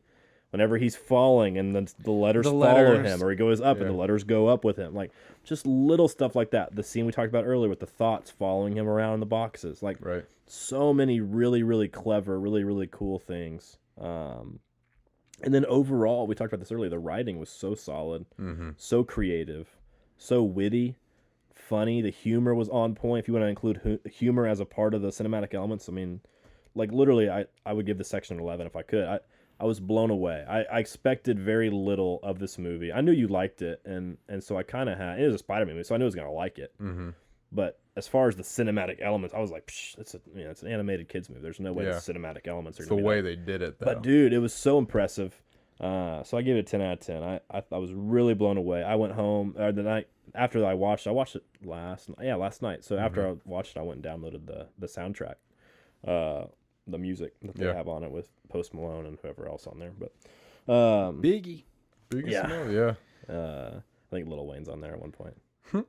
Anyway, I was blown away, dude. I gave it 10 out of 10. So I gave it like a 6, mostly because I'm kidding. Mostly because I've seen Shut this your mouth. The cinematography was even really cool. I mean, you talk about that. We talked about the shot where he falls and they flip. Like that was such a cool shot. Well, because he's rising. He was falling, but he's also rising at the same time. And they put it in slow mo, so just a little bit. Yeah. Oh, so cool. Like I literally was like, wow. Like it just blew me away. It was good. No, I gave this section a 100% 10 out of 10. And literally the only thing I wrote down in my notes was wow. Yeah. I don't know how much money. I guess they spent $90 million. $90 million. So like that money went to really good use, obviously. But shoot. But the CG mixed with the comic panels, like you can pause at any moment, and it's just like this is it's art. There's so much here. There's so much. Dude, yeah. It's true. It's incredible. And then like the way they play with frame rates to show. Like at the beginning of the movie, the animation of Miles is pretty choppy because they're doing it like 12 frames per second. Well, and even the glitches. Yeah. Like colorful. Yeah, and, like, they were so cool, and they did them so well that it looked realistic, and they like disappeared, but they came back, and it looked like a glitch, like in a video game. Yep. Like they did just it's really there's so much thought put into cool it. Stuff. Yeah, and for sure. Yeah, at the beginning they were doing 12 frames per second, and then like that's Miles, he is so insecure and stuff like that, and then at the end where he does the leap of faith, they up it to 24 and everything becomes smooth because he's realized his full potential is he's fully became who he is. And so for me that adds into the plot and story because that's cool. They also told story through the cinematic elements. And if you can do that in a movie, I mean, like it's the way they hid Doc Ock's name at the beginning, so like you saw who they were, but you didn't know who it was till like it was still a reveal. Like sure, you just thought they were talking to a doctor and had evil intentions.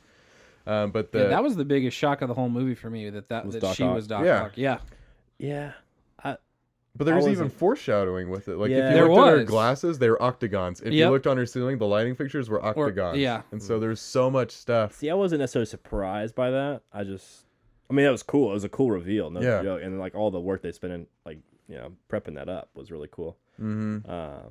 Yeah, dude, they just did. I was like literally like what you said. Wow, I was blown away. Yeah. Like I literally was like, I looked at Callie and I was like, "What do you think?" She was like, "Honestly, like I thought this movie was gonna be stupid." And I was like, "Well, I didn't think it was gonna be stupid, but like I didn't really have great expectations." And she was like, "Yeah, this is really impressive." No, it was incredible, dude. Well, in the sound mixing, so at the end when we did the leap of faith, and he was going through all the millions, they mixed the Miles Morales like hero theme with the What's Up Danger and put it together, and like it just created this like probably one of the coolest moments in cinema for me is that leap of faith. And I there's one of the podcasts I listen to, Fat Man Beyond, like that's Mark Bernardin's one of the hosts, and he like talks that scene up all the time. That's really cool. I honestly will probably go home and watch this. I mean, I'm on extended spring break at this point because of the virus, but I'll probably honestly watch this again this week or next week. What'd you think of the bagel doink when they throw the bagel back and it goes doink? Or no, it goes bagel. Yes. I loved all of those. I forgot about that scene. And my favorite line in the whole movie is he grabs the bagel and runs away, and they're all shooting at him, and they're like, "Get him! Got a bagel! Get him! Get him!" And this lady was like, "He stole a bagel!" I was like, "Oh my gosh, that's hilarious!" I was literally dying. Like, I was like, "What are you laughing at?" I was like, "Did you not hear her yell? He stole a bagel!" Like he stole all this like super secret intel and like broke out. It's like freaking Spiderman, and they're like, "He got a bagel!" Yeah, it was so funny. Yeah, and it just says bagel. Yeah, but he literally described what was going to happen, and then he got the bagel. They walked out. So funny. He's like, "Okay, step 6, gotta grab the bagel and grab out of here." I love whenever they were like they were at the bar or the nice dinner, and they were like all the waiters were just like Spider-Man. They're like, "Oh, this will be easy." Can't be that easy. Can't be that easy. And they're like, "What? I guess it's that easy." And they like just walk by. He's like, "Hey, how's it going?" Yeah. But yeah, last thing for me, the camera work in it. Like we talked about the leap of faith scene, but then like even when they're walking on the building, like they're legit walking and the camera's sideways. Like, like that was the amount of thought and care that really went into the cinematic elements is probably incredible. I think this is peak cinematic elements for me, dude. Like nobody, including me, I am 100% biased, and I'm 100% confessing that against animated movies. Mm-hmm. And I like them. No Don't get me way. wrong. I like them 100%. I'm a big fan. You know, I always kind of, they're in their own category for me. You know what I'm saying? It's like real movies and then animated movies. You know what I'm saying? That's kind of how I view them. Okay. Like an animated movie would never sniff my top 100. Like, it just wouldn't. It's a totally different category. That's a good question. But for him, I know the first time we did it, he had it in a top 5. He had this movie in his top 5. I think it slipped a little bit since then. It's in my top 25, It's 100%. it's top 10 or 15 for him. But so for me, this movie's not quite in my top 25. But dude, it's like if we made a top 30, top 40, top 50, it's in there for me. And like, I wouldn't have said that 24 hours ago. Yeah. Because I never viewed this type of filmmaking as real movies. And whoever made this movie, I have no idea what the guy's name is. Whoever wrote it or whoever, like, I literally was blown away. Like, this is the first animated movie I've ever watched, and I was like, that was actually felt like, looked like, sounded like I can treat this like a real movie. Yeah. And that was really kind of a fun experience for me. What'd you give it, Paul? 10? Yeah, I also gave it a 10. I mean, not too much to add. Soundtrack was great. And I didn't realize it was a frames per second thing, but when we started the movie last night, I think I watched it last night too. I told Jane, I was like, all right, hey, we're watching this. I was like, okay, it's a little the way it looks is a little disorienting at first, but you get used to it. That's exactly what happened. And it is. I mean, like, really, the first, I think until he gets bit, it seems like, I don't really know. I didn't really like focus on it that much, because I think it's supposed to kind of like get better after he gets bit because he's supposed to be showing his powers and everything like that. But like, yeah, it's like it looks pixelated for a drawn movie, and you're like, wait, what? But I think it looks really cool at the same time, because if you look at old comic books, they look pixelated. It's kind of collage-y a little bit. Yeah. They're kind of, for sure. And then, then the next day after he, the thought bubbles are popping up, and he's like, wait, have my thoughts always been like this? Yeah. And he's like, why are my thoughts so loud? And it's like, did they hear that? Like, yeah. Or can they hear my thoughts? Yeah, exactly. No, for sure, and then he's like, stop sticking. And then all that stuff. Yes. And, one thing with that, so whenever he has his hand stuck in her hair, she's telling him to relax. You're like, but that's what she knows he has spider powers, and that's what he needs to do to retract his stuff. And it's just stuff built into that movie. Dude, man. yeah, I mean, it's I can't say enough about layers the and cinematic layers. He goes back to his room and he pulls out the Spider-Man comic and he sticks to it. And it's like, stop. He's like, what? Yeah, it's like the same thing that's happened to him. Yeah, but and then for sure. Like I said, nothing much to add there. I feel like all of the voice acting was super good. I didn't realize it was Chris Pine at the beginning. Yeah, Chris Pine. I didn't realize that's who that was. The guy from Who plays Peter B. Parker? New Girl. Oh, it's that guy. Is Nick from New Girl. Yes. Nick Miller. Yes. Liev Schreiber plays Fisk. He's kind of in a few things. Not Wolverine, he's but he's a pretty good Zoe bad Kravitz played Mary Jane. Oh, and nice. she Interesting. is actually didn't know that. She's the new Catwoman in the new Batman movie coming out. Interesting. Lily Tomlin was Aunt May. I always thought that was funny. She's one of the funniest like old lady actors to me. She was funny. I forgot about Aunt May. She was a good side character. I love whenever they go to the Bat Cave, Spider Cave. Spider Cave. He's like, my place had like a futon and like a little walk-in closet, and he's like talking about his place. Yeah, because he's like, oh yeah, I got one of these, and he's like, oh, it's not like this. Like, this guy, what a loser this guy is. Pretty funny. He's got all the suits and the cape thing. He's like, hey, doesn't this look like a cape? Yeah, that's good. Yeah. Okay. I can't get over the cinematic element. Yeah, that's great. So good, great so stuff. good. Okay, for me, that's a total score of a 38. Nice. Which feels a little low, honestly, but that's about right. I mean, I really like this movie, but I don't know. It's just 38's about right for me. Okay. What'd You're not too far. I'm a 40 out of 50. A 40? Yeah. Wow, I can't believe I ranked this movie the highest out of all of us. I'm a 41. No, we were all pretty close. Yeah, we are pretty close. I mean, that's a what? Yeah, it's a 3-point spread between the three of us. That's pretty impressive. Ooh, that scene there was good. Like whenever he walked up at the beginning of the movie, or towards the beginning, and he doesn't fit into the spider suit, and he walks up at the end. He's the perfect match. Oh, my Yeah, we don't really all three of us agree this closely very often. No. So that was fun. That was a fun conversation. We're all kind of taking the same-ish path there. Mm-hmm. Meta question time? Yeah, let's hear it. I only have a couple. Okay, Do you have any? I've got 5. They're all relatively quick answers, I think. Yeah, mine's really not either. So top 25 is my first one. For me, it's a no, but only, like I said, by 10 or 15 barely. Slots. Mm-hmm. This is my number 25. Okay. I know for sure it's my number 25. Okay. Top 15 for me, Yeah. for sure. Yeah. It'll live in there forever, probably. Yeah, no, that's good. If it wasn't on Netflix, I probably would go buy it. If it ever goes off, I'll probably buy it. Mm-hmm. I haven't bought it because I wonder if it's ever going to be on Disney Plus. Yeah, it because might. it's I doubt it. I guess Really? Sony. Because Sony owns it's one of those that's owned by Sony, but like in cooperation with in association with Marvel. Yeah. Okay. Go ahead. So I know you guys. I wasn't on this episode. It was when you guys are Far From Home. You did Best Spider-Mans. I don't remember if you said it was your favorite Spider-Man or not. I'll look. But I mean, best Spider-Man movie or pull up that list no? real quick. That's one of my questions as well. For me, my next question is top 3 Spider-Man movie. I think this is my favorite Spider-Man movie. It's my favorite. Really? Yep. Interesting. Let me see how I ranked them real quick. I have it on here. I sat down. I thought about that today. Like, Spider-Man wise, I was like, man, I think it's my favorite. Yeah, there are some other great ones out there, but I mean, I can't think of one that. Okay, tops so it. my top 3 Spider-Man movies currently are Far From Home, Homecoming, and Amazing Spider-Man. The first Amazing Spider-Man. If I were to score all 3 of those movies, I didn't have this in my Spider-Man rankings. I ranked the live action ones, but this would be the top one. I don't know, dude. Far From Home and this one would be close for me. Gotcha. Yeah. I mean, I've actually given a score on the show for Far From Home. Yeah. I don't know what it was off the top of my head. So where is it at in your top 5? I would say high 30s, low 40s. I would say this one and Far From Home. Where's the Far From Home at? Or 1 and 2. 1 and 2. Okay. I don't know necessarily which one would be which.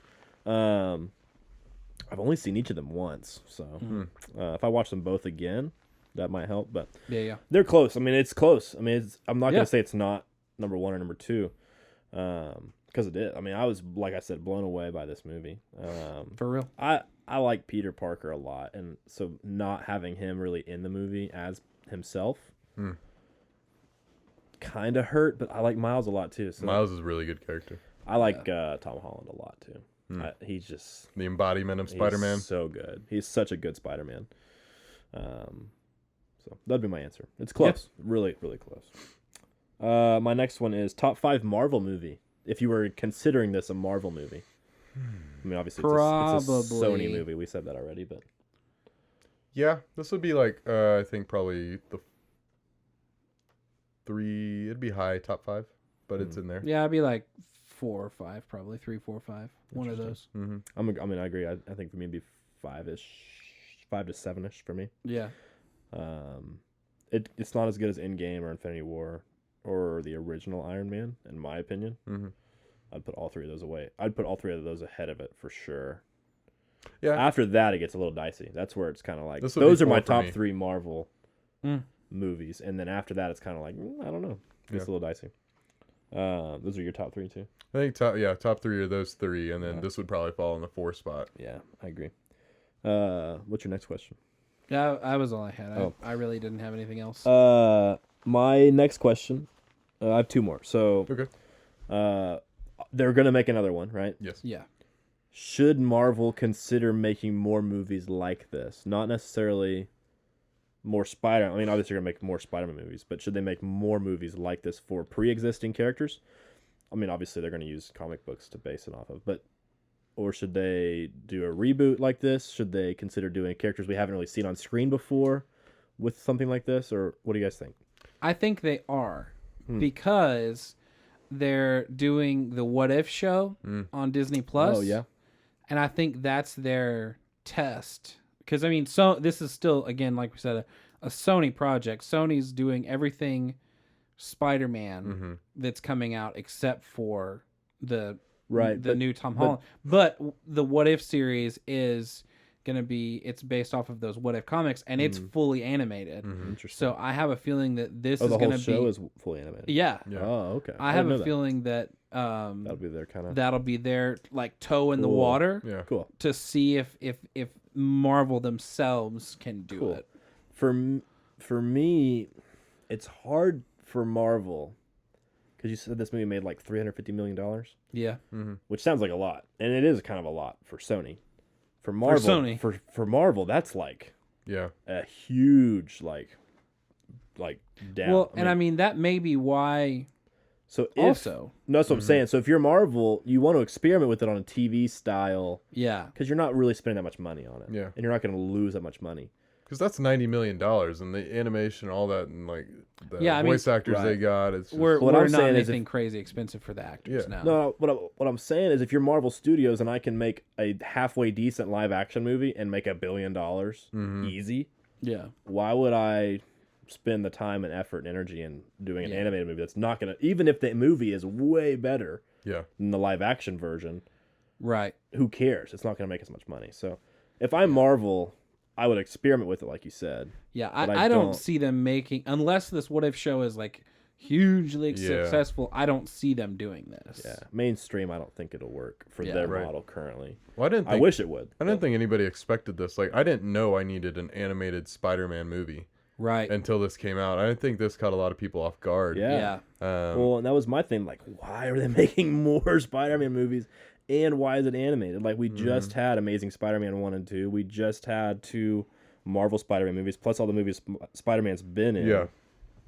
But, I mean, I'm glad they made it. I mean, it was really Right. cool. And so, like, I don't know if there's another character they could animate or anything, but that's just, I mean, what I just said. It's just like, I didn't know I needed it until, like, I had it, and I was like, holy crap. Yeah, I don't Right. know. I mean, I feel you could get, like, a reasonably known character who doesn't really have a presence in the MCU yet and do something like that with them. It'd have to be a really interesting character. But okay, my last They question. could redo the Inhumans and do animated. I'm looking at my poster over there. Oh, yeah. Interesting. That would be interesting if they redid that Inhumans show was terrible. I could see maybe, like, Iron Fist. Yeah, they need to redo that too. That Iron Fist show was poopy. Okay, my last question. Yeah. Did the animation help this movie or hurt this movie? Helped 100%. Meaning, Oh yeah.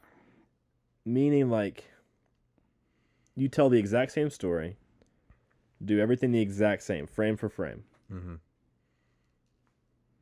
It helps it or it hurts it? You guys both think help? I think it would look weird if it wasn't animated. Yeah. If they tried to do all the other stuff, live action, like the thought bubbles, that would look really. I think it would look really cheesy. Yeah. There's so much storytelling, like we said in the cinematic. There's so much storytelling in the cinematic elements Yeah. that really help this movie. That I think Yeah. if you did it like live action or whatever, you couldn't include those as Yeah. well. Yeah. I mean, you could put it in there, but like you said, it looked weird. Right. So I think that helped, and how colorful and how like present this movie felt with the soundtrack and everything, the color and all that. Yeah. I think this is really the only way it could have been done. Yeah. Okay. So I partially agree with you that this version of this movie has to be animated. Mm-hmm. But for me, at least personally, and this is like I said earlier, I'm still new to the whole animated movie thing. Like we were supposed to do a top 5 today of Animated. animated superhero movies. I literally couldn't list 3 movies that were superhero animated movies. Not even The Incredibles. I mean, technically, The Incredibles. Come count. on, dude. If The Incredibles count, then I could. But Well, I got Batman this. Under I the got Red this Hood. one, and I got Batman with whatever the Mr. Freeze movie is called. Sub-Zero. Yeah, I got that. Mask one. of the Phantasm. That's all I got. I mean, I've seen that one, but I couldn't tell you what it's called until Okay, just sorry, now. I'm just listening. To No, but that's what I'm saying. Like, this is like a whole brand new like medium of film for me. Mm-hmm. Okay? yeah. So for me personally, like, I agree with you that this version of this movie has to be animated in order to work as Yeah. well as it does. But at least for me, it hurts the movie a little bit in the sense of it doesn't feel as I'm trying to figure the right word, heavy, weighty. The stakes aren't as high. I don't know what I'm trying to say. I guess it doesn't feel like it could be if it were live action. I get it, because it's not like you're sitting here, you're gonna connect with a animated character the ways you would like Right. Tom Cruise in a, I don't know, whatever movie. Right. Because they're So, not like- they're not real. They're not doing Like, take an example, like, I don't know, like Up, okay? Up is a very good animated movie. I love that movie. Very sad and emotional at the very beginning, especially. Specifically, that's what I was trying to say. Specifically and especially at the same time.